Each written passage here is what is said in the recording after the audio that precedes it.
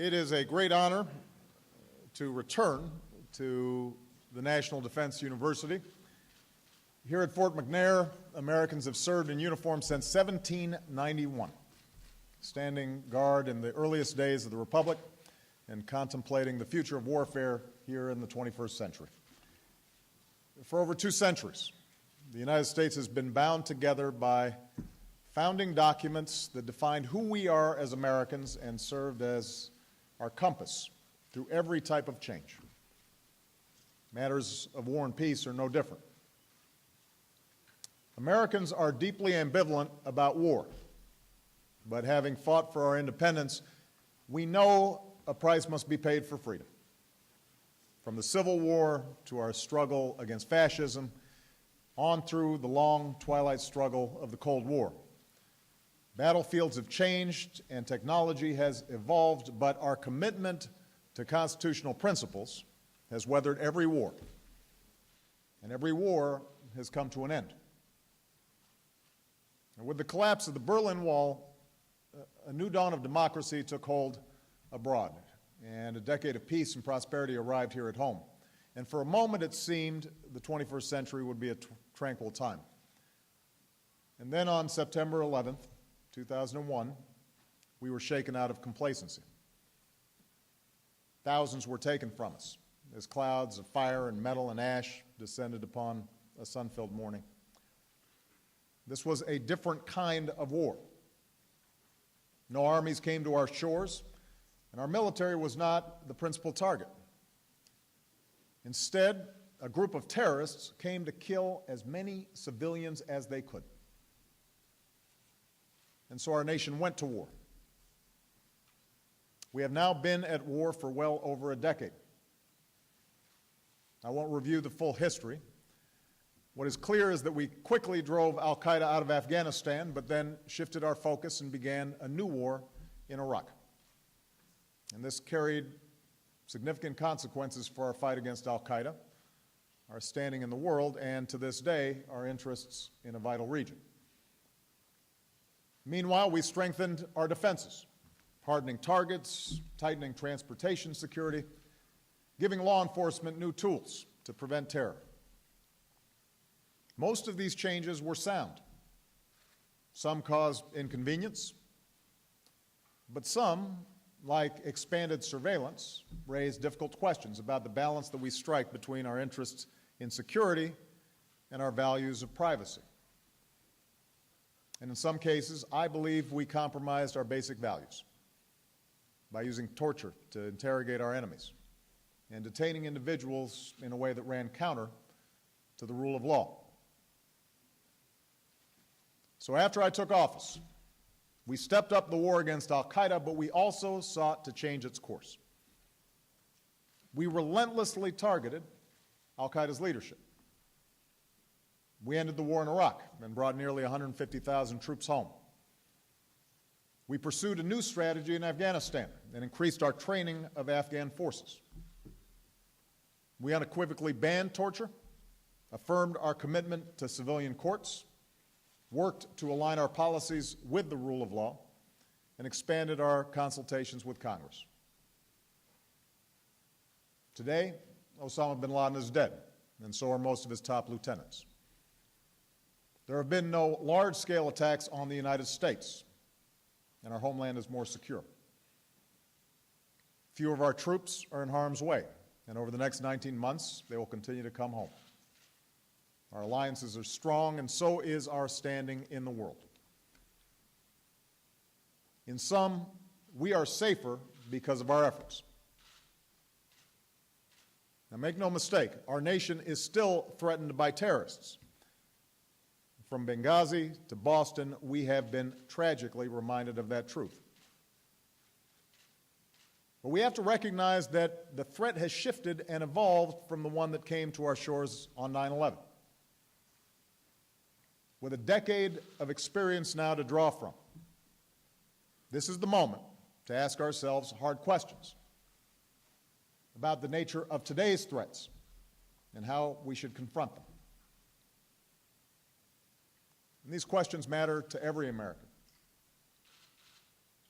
For over the last decade, our nation has spent well over $1 trillion on war, helping to explode our deficits and constraining our ability to nation build here at home. Our service members and their families have sacrificed far more on our behalf. Nearly 7,000 Americans have made the ultimate sacrifice. Many more have left a part of themselves on the battlefield or brought the shadows of battle back home. From our use of drones to the detention of terrorist suspects, the decisions that we are making now will define the type of nation and world that we leave to our children. So America's at a crossroads. We must define the nature and scope of this struggle, or else it will define us.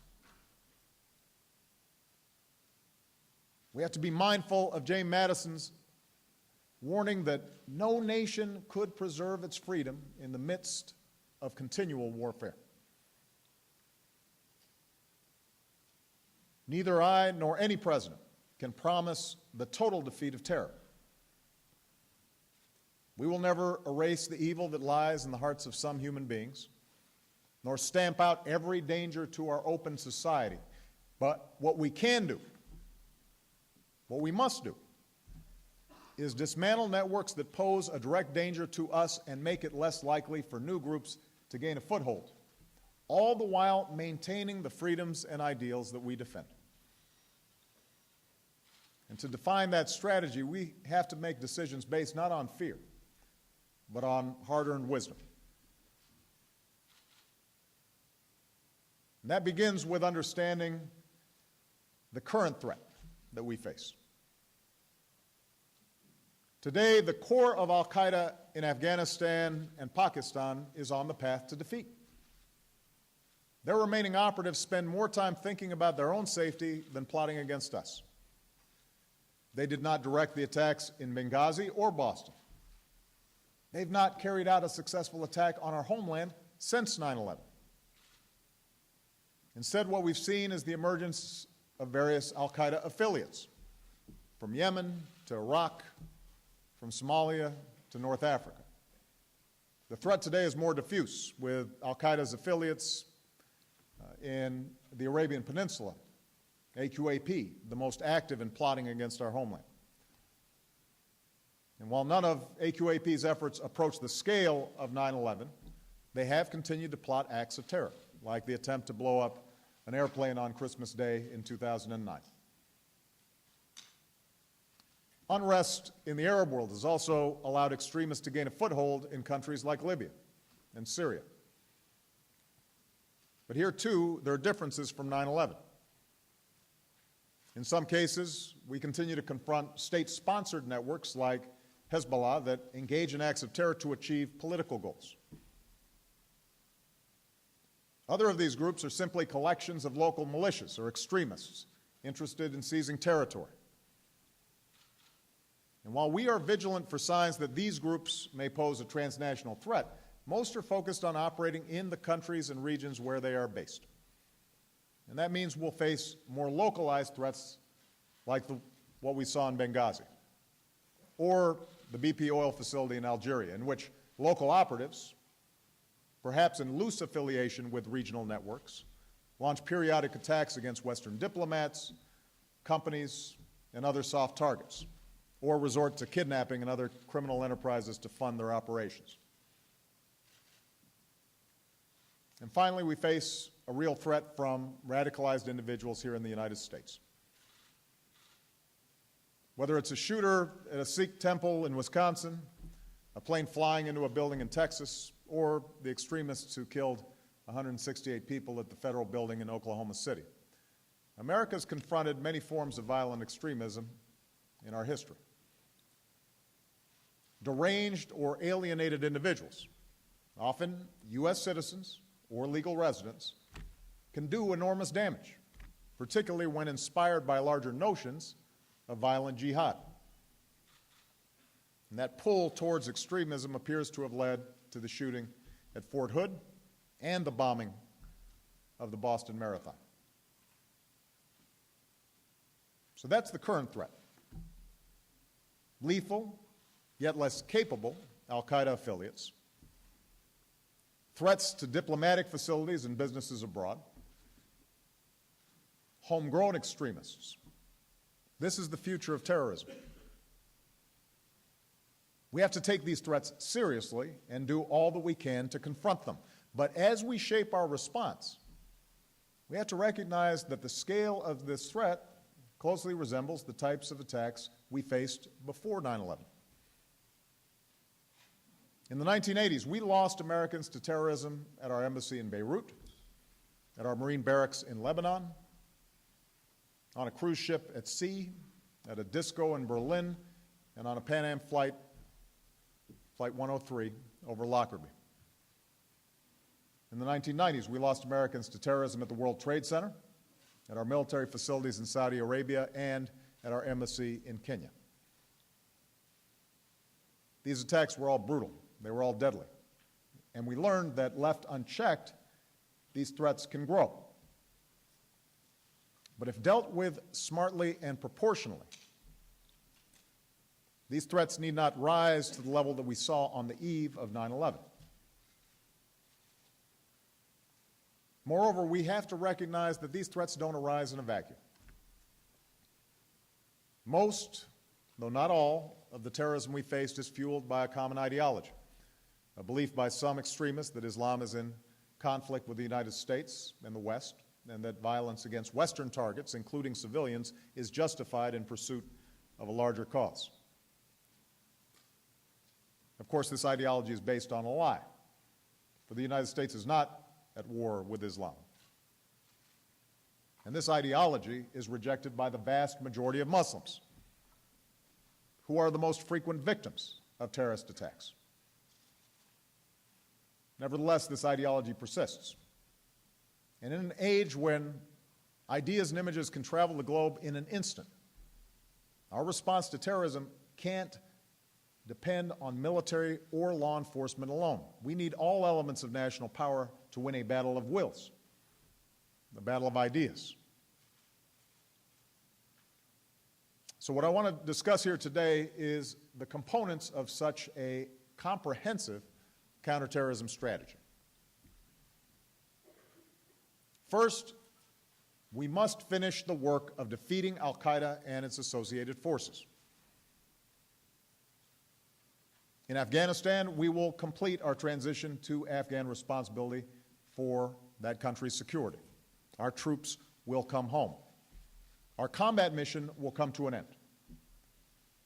And we will work with the Afghan government to train security forces and sustain a counterterrorism force which ensures that al-Qaeda can never again establish a safe haven to launch attacks against us or our allies. Now, beyond Afghanistan, we must define our effort not as a boundless global war on terror, but rather as a series of persistent, targeted efforts to dismantle specific networks of violent extremists that threaten America. In many cases, this will involve partnerships with other countries. Already, thousands of Pakistani soldiers have lost their lives fighting extremists.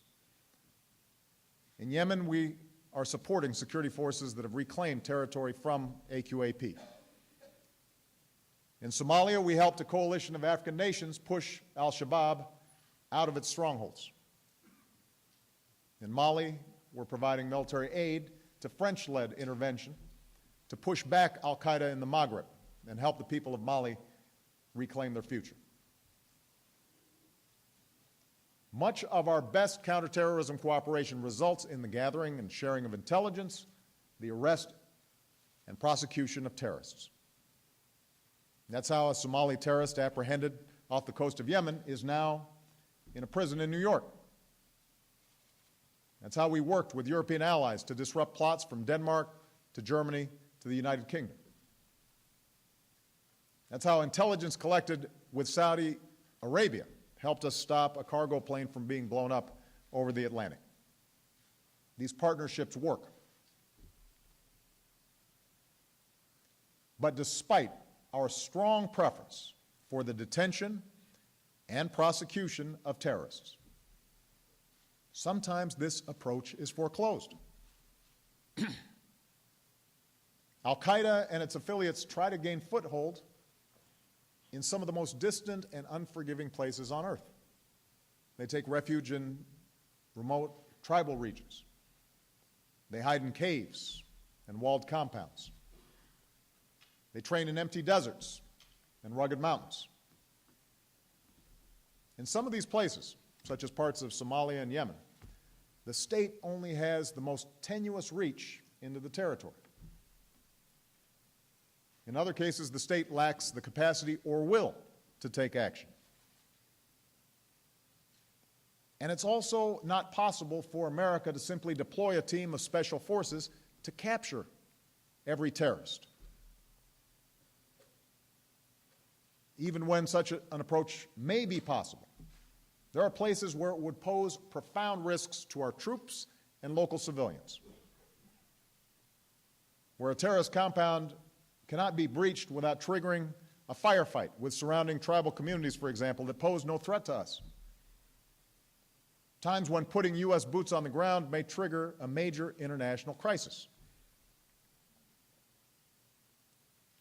To put it another way, our operation in Pakistan against Osama bin Laden cannot be the norm.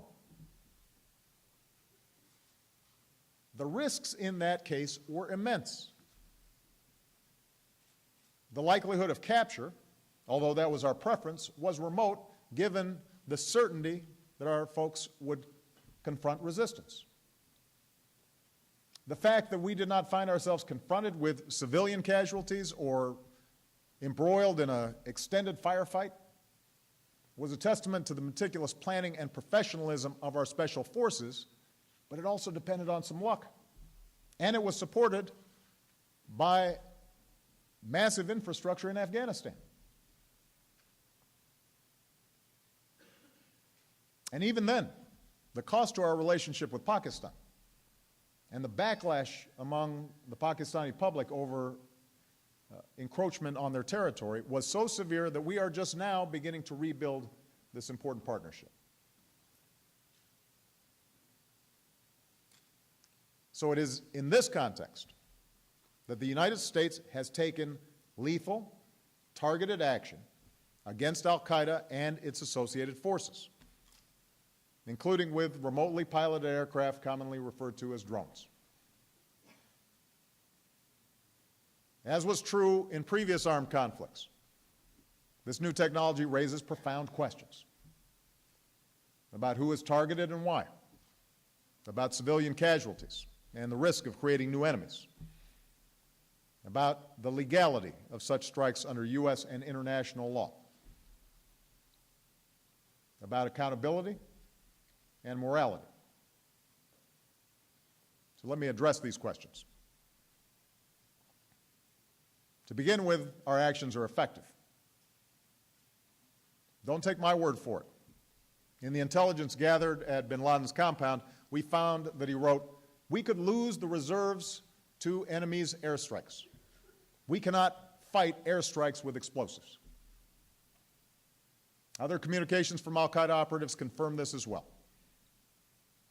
Dozens of highly skilled al-Qaeda commanders, trainers, bomb makers, and operatives have been taken off the battlefield. Plots have been disrupted that would have targeted international aviation, U.S. transit systems, European cities, and our troops in Afghanistan. Simply put, these strikes have saved lives. Moreover, America's actions are legal. We were attacked on 9/11. Within a week, Congress overwhelmingly authorized the use of force. Under domestic law and international law, the United States is at war with al-Qaeda, the Taliban, and their associated forces. We are at war with an organization that right now would kill as many Americans as they could if we did not stop them first. So this is a just war, a war waged proportionally, in last resort, and in self-defense.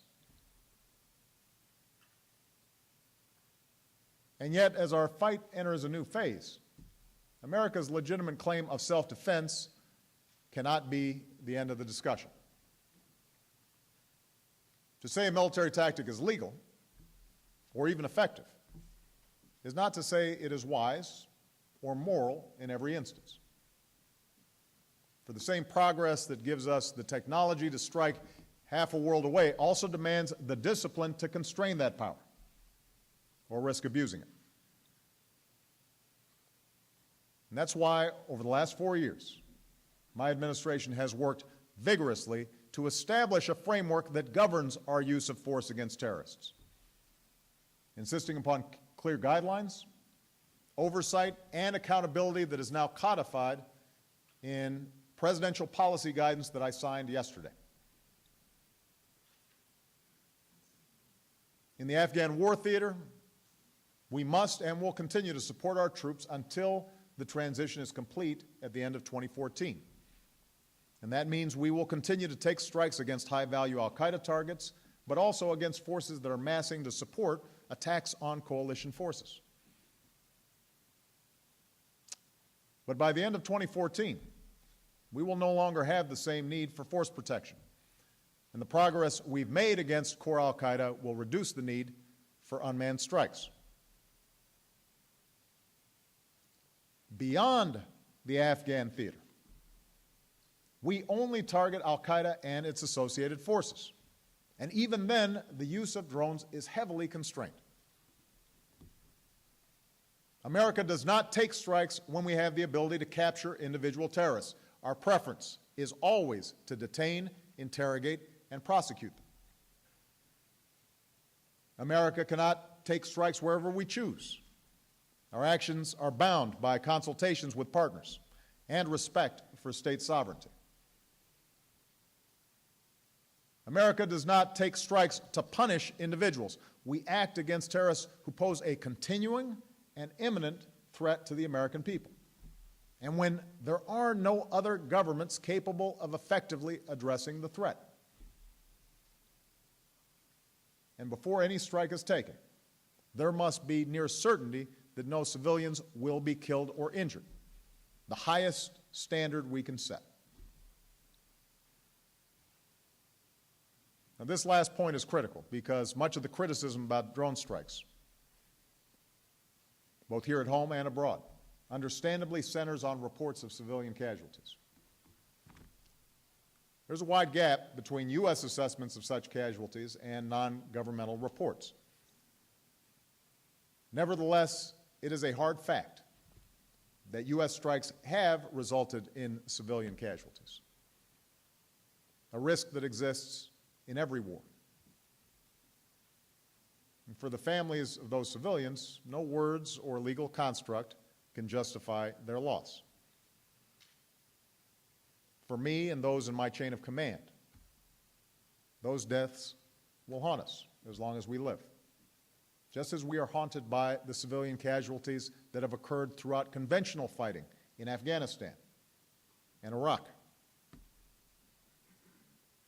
But as Commander-in-Chief, I must weigh these heartbreaking tragedies against the alternatives. To do nothing in the face of terrorist networks would invite far more civilian casualties, not just in our cities at home and our facilities abroad, but also in the very places like Sana'a and Kabul and Mogadishu, where terrorists seek a foothold. Remember that the terrorists we are after target civilians, and the death toll from their acts of terrorism against Muslims dwarfs any estimate of civilian casualties from drone strikes.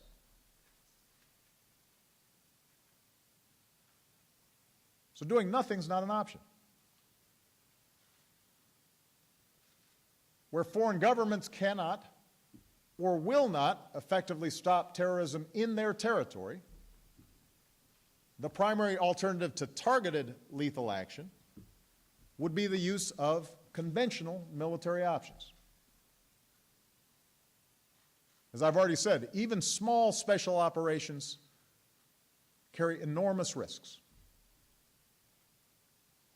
Conventional air power, or missiles, are far less precise than drones and are likely to cause more civilian casualties and more local outrage. And invasions of these territories lead us to be viewed as occupying armies, unleash a torrent of unintended consequences, are difficult to contain, result in large numbers of civilian casualties, and ultimately empower those who thrive on violent conflict.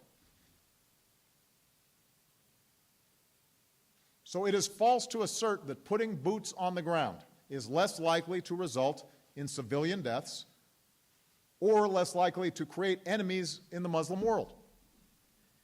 The results would be more U.S. deaths, more Black Hawks Down, more confrontations with local populations, and an inevitable mission creep in support of such raids that could easily escalate into new wars.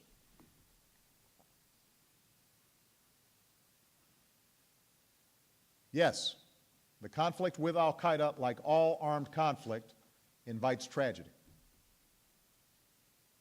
But by narrowly targeting our action against those who want to kill us and not the people they hide among, we are choosing the course of action least likely to result in the loss of innocent life. Our efforts must be measured against the history of putting American troops in distant lands among hostile populations. In Vietnam, hundreds of thousands of civilians died in a war where the boundaries of battle were blurred. In Iraq and Afghanistan, despite the extraordinary courage and discipline of our troops, thousands of civilians have been killed. So neither conventional military action nor waiting for attacks to occur offers moral safe harbor. And neither does a sole reliance on law enforcement in territories that have no functioning police or security services, and indeed have no functioning law.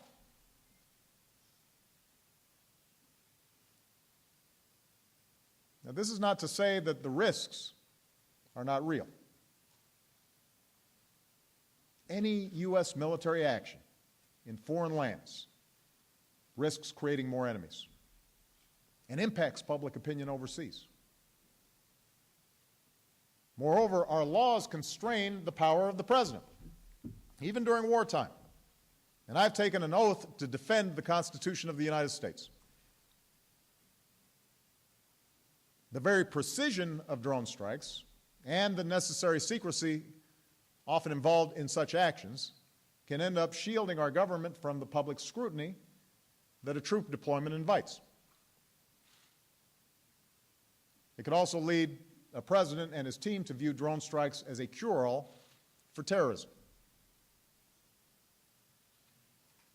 And for this reason, I've insisted on strong oversight of all lethal action. After I took office, my administration began briefing all strikes outside of Iraq and Afghanistan to the appropriate committees of Congress.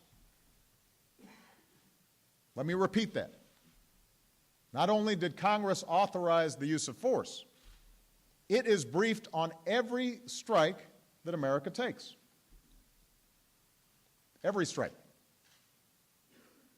That includes the one instance where we targeted an American citizen, Anwar al-Awlaki, the Chief of External Operations for AQAP. Now, this week I authorized the declassification of this action and the deaths of 3 other Americans in drone strikes to facilitate transparency and debate on this issue and to dismiss some of the more outlandish claims that have been made. For the record, I do not believe it would be constitutional for the government to target and kill any U.S. citizen with a drone or with a shotgun without due process. Nor should any president deploy armed drones over U.S. soil. But when a U.S. citizen goes abroad to wage war against America and is actively plotting to kill U.S. citizens, and when neither the United States nor our partners are in a position to capture him, before he carries out a plot, his citizenship should no more serve as a shield than a sniper shooting down on an innocent crowd should be protected from a SWAT team. That's who Anwar al-Awlaki was. He was continuously trying to kill people. He helped oversee the 2010 plot to detonate explosive devices on 2 U.S.-bound cargo planes. He was involved in planning to blow up an airliner in 2009. When Farouk Abdul Muttalib, the Christmas Day bomber, went to Yemen in 2009, al-Awlaki hosted him, approved his suicide operation, helped him tape a martyrdom video to be shown after the attack, and his last instructions were to blow up the airplane when it was over American soil.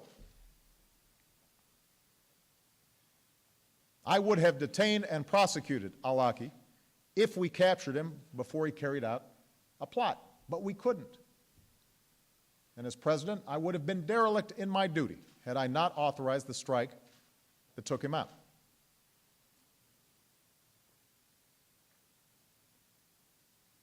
Of course, the targeting of any American raises constitutional issues that are not present in other strikes, which is why my administration submitted information about al-Awlaki to the Department of Justice months before al-Awlaki was killed, and briefed the Congress before this strike as well. But the high threshold that we've set for taking lethal action applies to all potential terrorist targets, regardless of whether or not they are American citizens. This threshold respects the inherent dignity of every human life.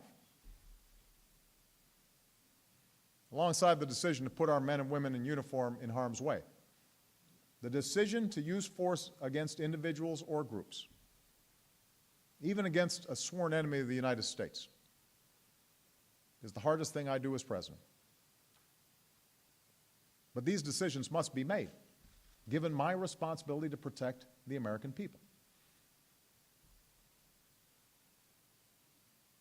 Now, going forward, I've asked my administration to review proposals to extend oversight of lethal actions outside of war zones that go beyond our reporting to Congress. Each option has virtues in theory, but poses difficulties in practice. For example, the establishment of a special court to evaluate and authorize lethal action has the benefit of bringing a third branch of government into the process, but raises serious constitutional issues about presidential and judicial authority. Another idea that's been suggested, the establishment of an independent oversight board in the executive branch, avoids those problems but may introduce a layer of bureaucracy into national security decision-making without inspiring additional public confidence in the process. But despite these challenges, I look forward to actively engaging Congress to explore these and other options for increased oversight. I believe, however, that the use of force must be seen as part of a larger discussion we need to have about a comprehensive counterterrorism strategy, because for all the focus on the use of force, force alone cannot make us safe.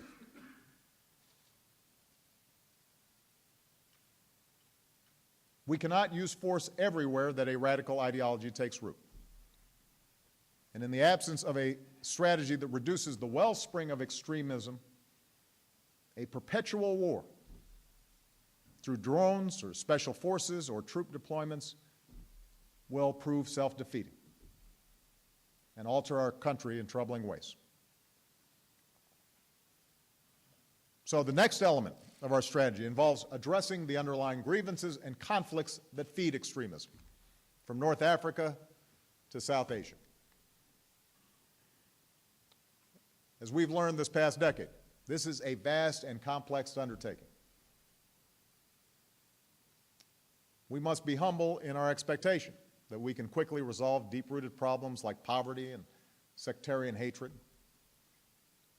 Moreover, no two countries are alike, and some will undergo chaotic change before things get better. But our security and our values demand that we make the effort. This means patiently supporting transitions to democracy in places like Egypt and Tunisia and Libya, because the peaceful realization of individual aspirations will serve as a rebuke to violent extremism.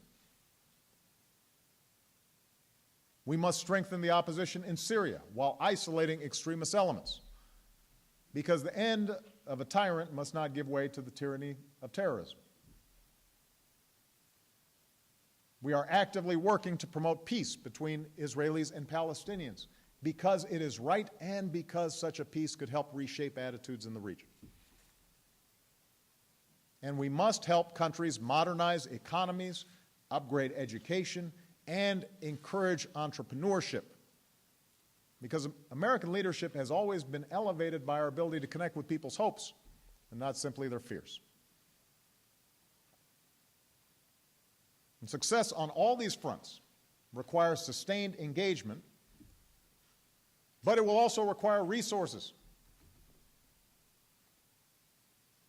I know that foreign aid is one of the least popular expenditures that there is.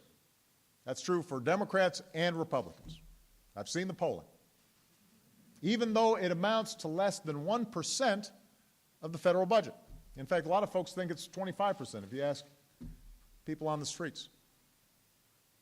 Less than 1%. Still wildly unpopular. But foreign assistance cannot be viewed as charity. It is fundamental to our national security. And it's fundamental to any sensible long-term strategy to battle extremism. Moreover, foreign assistance is a tiny fraction of what we spend fighting wars that our assistance might ultimately prevent. For what we spent in a month in Iraq at the height of the war, we could be training security forces in Libya, maintaining peace agreements between Israel and its neighbors, feeding the hungry in Yemen, building schools in Pakistan, and creating reservoirs of goodwill that marginalize extremists. So that has to be part of our strategy.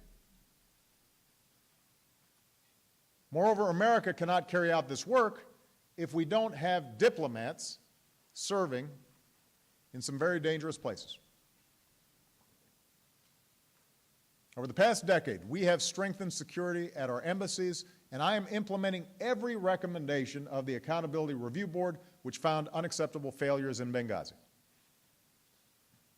I've called on Congress to fully fund these efforts to bolster security and harden facilities, improve intelligence, and facilitate a quicker response time from our military if a crisis emerges. But even after we take these steps, some irreducible risks to our diplomats will remain. This is the price of being the world's most powerful nation, particularly as a wave of change washes over the Arab world.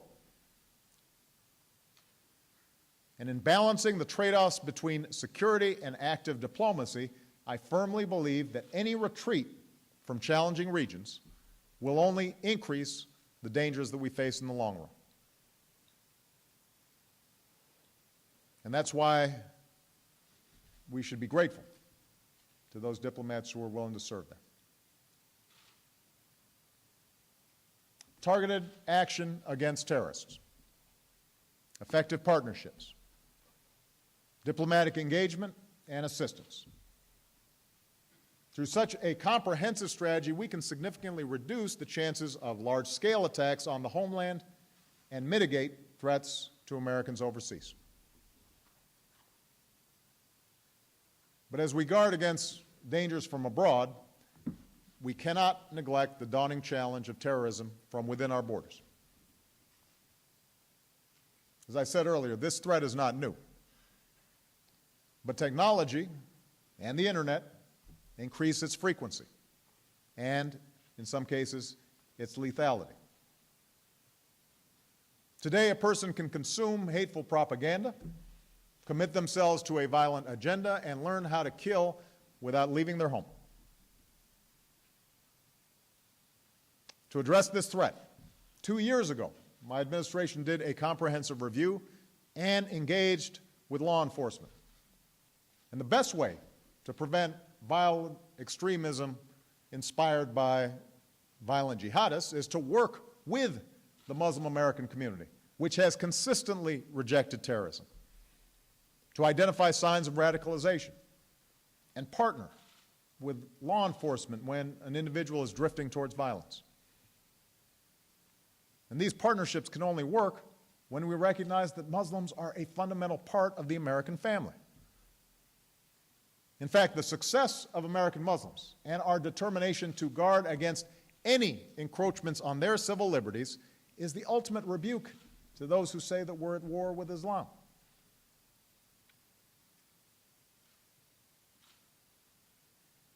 Now, thwarting homegrown plots presents particular challenges in part because of our proud commitment to civil liberties for all who call America home. That's why in the years to come, we will have to keep working hard to strike the appropriate balance between our need for security and preserving those freedoms that make us who we are. That means reviewing the authorities of law enforcement so we can intercept new types of communication, but also build in privacy protections to prevent abuse. That means that even after Boston, we do not deport someone or throw somebody in prison in the absence of evidence.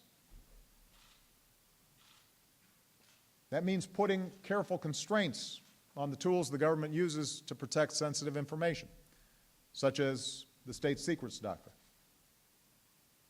And that means finally having a strong privacy and civil liberties board to review those issues where our counterterrorism efforts and our values may come into tension. You know, the Justice Department's investigation of national security leaks offers a recent example of the challenges involved in striking the right balance between our security and our open society. As Commander-in-Chief, I believe we must keep information secret that protects our operations and our people in the field. To do so, we must enforce consequences for those who break the law and breach their commitment to protect classified information. But a free press is also essential for our democracy. That's who we are. And I'm troubled by the possibility that leak investigations may chill the investigative journalism that holds government accountable. Journalists should not be at legal risk for doing their jobs. Our focus must be on those who break the law. And that's why I've called on Congress to pass a media shield law to guard against government overreach. And I've raised these issues with the Attorney General, who shares my concerns. So he's agreed to review existing Department of Justice guidelines governing investigations that involve reporters. And he'll convene a group of media organizations to hear their concerns as part of that review. And I've directed the Attorney General to report back to me by July 12th. Now, all these issues remind us that the choices we make about war can impact, in sometimes unintended ways, the openness and freedom on which our way of life depends. And that is why I intend to engage Congress about the existing authorization to use military force, or AUMF, to determine how we can continue to fight terrorism without keeping America on a perpetual wartime footing. The AUMF is now nearly 12 years old. The Afghan war is coming to an end. Core al-Qaeda is a shell of its former self. Groups like AQAP must be dealt with, but in the years to come, not every collection of thugs that labels themselves al-Qaeda will pose a credible threat to the United States. Unless we discipline our thinking, our definitions, our actions, we may be drawn into more wars we don't need to fight, or continue to grant presidents unbound powers more suited for traditional armed conflicts between nation states. So I look forward to engaging Congress and the American people in efforts to refine and ultimately repeal the AUMF's mandate. And I will not sign laws designed to expand this mandate further. Our systematic effort to dismantle terrorist organizations must continue. But this war, like all wars, must end. That's what history advises. That's what our democracy demands. And that brings me to my final topic, the detention of terrorist suspects. I'm going to repeat one more time. As a matter of policy, the preference of the United States is to capture terrorist suspects. When we do detain a suspect, we interrogate them. And if the suspect can be prosecuted, we decide whether to try him in a civilian court or a military commission. During the past decade, the vast majority of those detained by our military were captured on the battlefield. In Iraq, we turned over thousands of prisoners as we ended the war. In Afghanistan, we have transitioned detention facilities to the Afghans as part of the process of restoring Afghan sovereignty. So we bring law of war detention to an end, and we are committed to prosecuting terrorists wherever we can. The glaring exception to this time-tested approach is the detention center at Guantanamo Bay. The original premise for opening Gitmo, that detainees would not be able to challenge their detention, was found unconstitutional 5 years ago. In the meantime, Gitmo has become a symbol around the world for an America that flouts the rule of law. Our allies won't cooperate with us if they think a terrorist will end up at Gitmo. During a time of budget cuts, we spend $150 million each year to imprison 166 people. Almost $1 million per prisoner. And the Department of Defense estimates that we must spend another $200 million to keep Gitmo open at a time when we're cutting investments in education and research here at home, and when the Pentagon is struggling with sequester and budget cuts. Now, as president, I have tried to close Gitmo. I transferred 67 detainees to other countries before Congress imposed restrictions to effectively prevent us from either transferring detainees to other countries or imprisoning them here in the United States. These restrictions make no sense. After all, under President Bush, some 530 detainees were transferred from Gitmo with Congress's support. When I ran for president the first time, John McCain supported closing Gitmo. This was a bipartisan issue. No person has ever escaped one of our supermax or military prisons here in the United States, ever. Our courts have convicted hundreds of people for terrorism or terrorism-related offenses, including some folks who are more dangerous than most Gitmo detainees. They're in our prisons. And given my administration's relentless pursuit of al-Qaeda's leadership, there is no justification beyond politics for Congress to prevent us from closing a facility that should have never been opened. Today,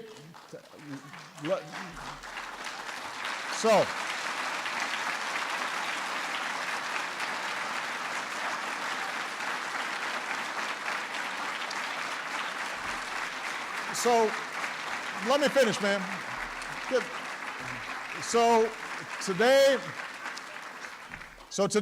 once again, today, I'm about to address it, ma'am, but you got to let me speak. I'm about to address it.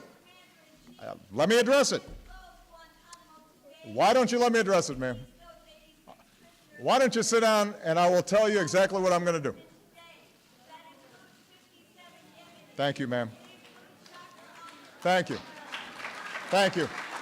Ma'am, thank you. You should let me finish my sentence.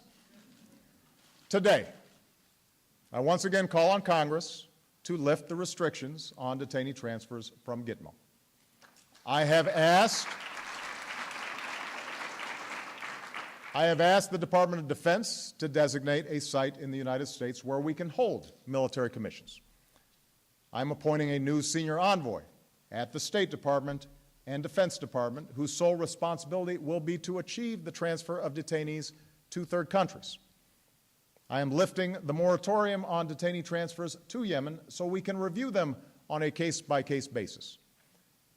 To the greatest extent possible, we will transfer detainees who have been cleared to go to other countries. Where appropriate, we will bring terrorists to justice in our courts and our military justice system. And we will insist that judicial review be available for every detainee. Now, ma'am, let me finish. Let me finish, ma'am. This is part of free speech, is you being able to speak, but also you listening, and me being able to speak. All right? Thank you.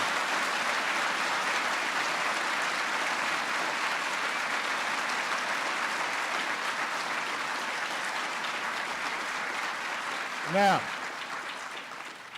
even after we take these steps, one issue will remain, which is how to deal with those Gitmo detainees who we know have participated in dangerous plots or attacks, but who cannot be prosecuted, for example, because the evidence against them has been compromised or is inadmissible in a court of law.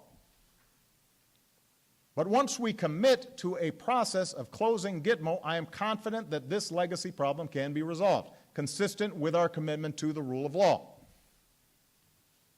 And I know the politics are hard. But history will cast a harsh judgment on this aspect of our fight against terrorism and those of us who failed to end it. Imagine a future, 10 years from now, or 20 years from now, when the United States of America is still holding people who have been charged with no crime on a piece of land that is not part of our country.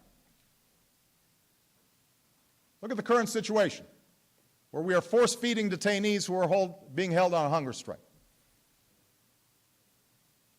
I'm willing to cut the young lady who interrupted me some slack, because it's worth being passionate about. Is this who we are? Is that something our founders foresaw? Is that the America we want to leave our children? Our sense of justice is stronger than that. We have prosecuted scores of terrorists in our courts. That includes Umar Farouk Abdulmutallab, who tried to blow up an airplane over Detroit, and Faisal Shahzad, who put a car bomb in Times Square. It's in a court of law that we will try Doksar Charnev, who's accused of bombing the Boston Marathon. Richard Reed, the shoe bomber, is, as we speak, serving a life sentence in a maximum security prison here in the United States. In sentencing Reed, Judge William Young told him, "The way we treat you is the measure of our own liberty." When we went, he went on to, we went on,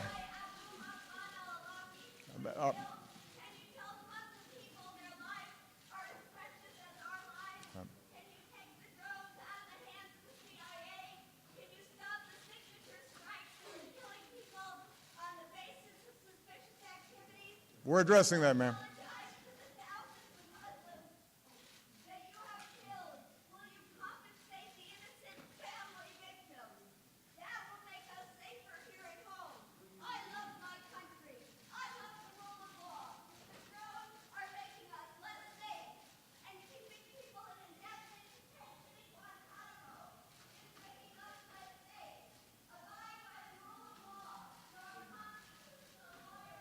You know, I think that and I'm going off script as you might expect here.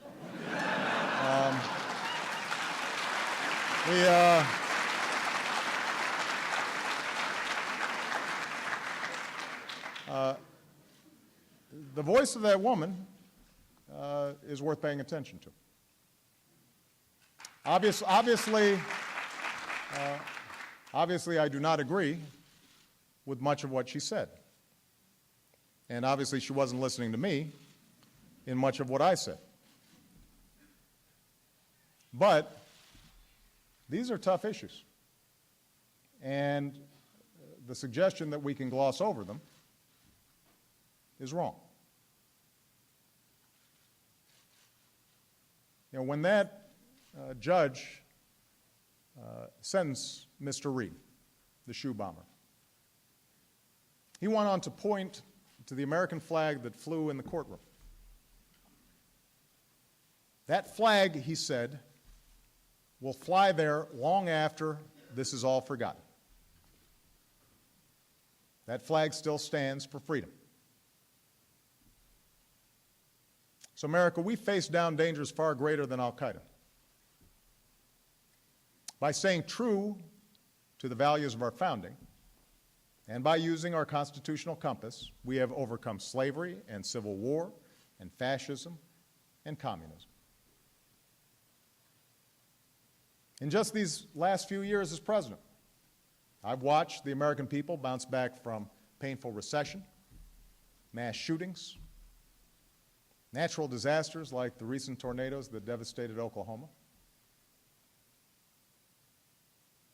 These events were heartbreaking. They shook our communities to the core. But because of the resilience of the American people, these events could not come close to breaking us. I think of Lauren Manning, the 9/11 survivor who had severe burns over 80% of her body, who said, "That's my reality. I put a Band-Aid on it, literally, and I move on." I think of the New Yorkers who filled Times Square the day after an attempted car bomb as if nothing had happened. I think of the proud Pakistani parents who, after their daughter was invited to the White House, wrote to us, "We have raised an American Muslim daughter to dream big and never give up because it does pay off." I think of all the wounded warriors rebuilding their lives and helping other vets to find jobs. I think of the runner planning to do the 2014 Boston Marathon who said, "Next year, you're going to have more people than ever." Determination is not something to be messed with. That's who the American people are. Determined and not to be messed with. And now we need a strategy and a politics